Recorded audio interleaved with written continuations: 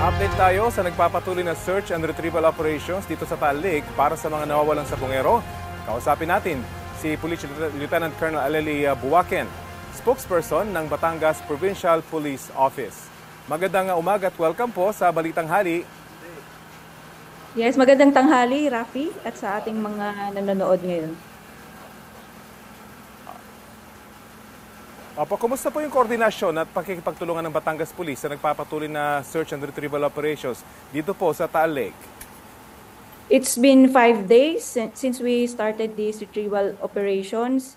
At nagpapatuloy po ang ating koordinasyon with other agencies. And in fact, kahapon, personal pong nagtungo doon ng ating Provincial Director, PNP Provincial Director na Batangas, si Police Colonel Sibalo, at nandun din po si Commodore Tubilla.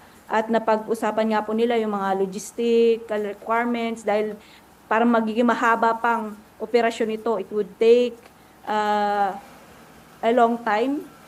At may mga challenges po kasi na na-share po ang ating Philippine Coast Guard, lalo na sa pag-dive nila. It's so murky at medyo sulfur, yung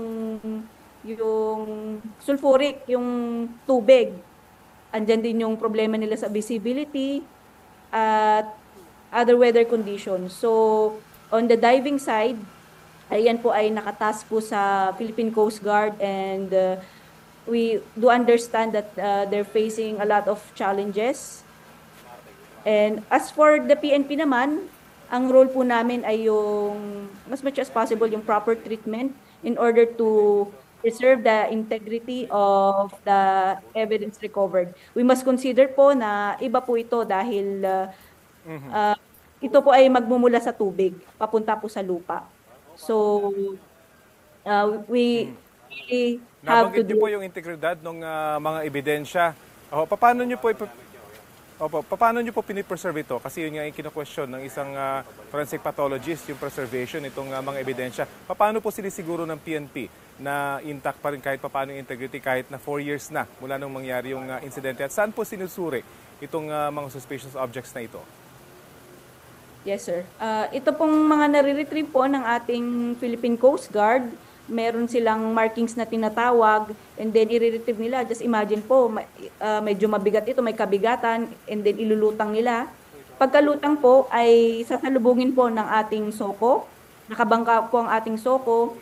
At yung sinasabi, kailangan po ng mesh net or yung mesh po na net po na kailangan pong sumalo sa ebidensya para po hindi po mahulog mula sa sako yung mga ebidensya po na nandoon. So, yun po ang challenge doon dahil iaangat po ibutas na yung sako dahil matagal na. So, kailangan po ng net para po iangat. And then from there, meron po tayong chain of custody form na pirmado ng ating diver, kung sino man po naka-retrieve nun. And then from there, naka-document po ito. May documentation. Meron po tayong camera na kukuha from kung saan po mismo doon sa area, tubig, and then going to the land.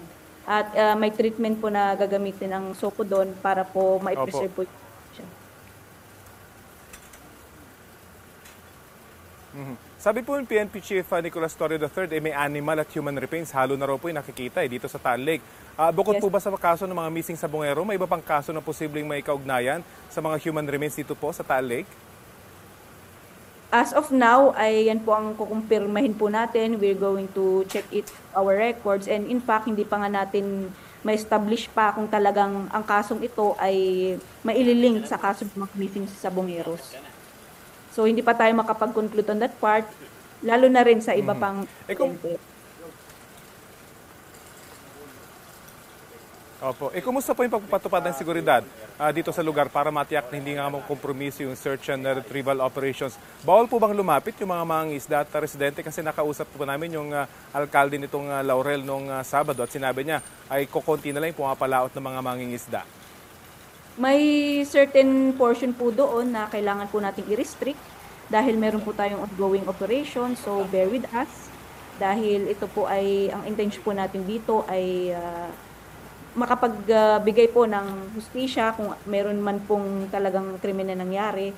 So I hope that you would bear with us. As to the security po, kailangan po talagang i-secure po natin yung area para po maging maayos po yung flow po ng ating operations, and at the same time with the preservation po ng ating ebidensya. Yun na nga, medyo mahaba-haba pa nga yung operasyon ito na banggit nyo. Maraming salamat po sa oras na binahagi nyo sa Balitang Hali.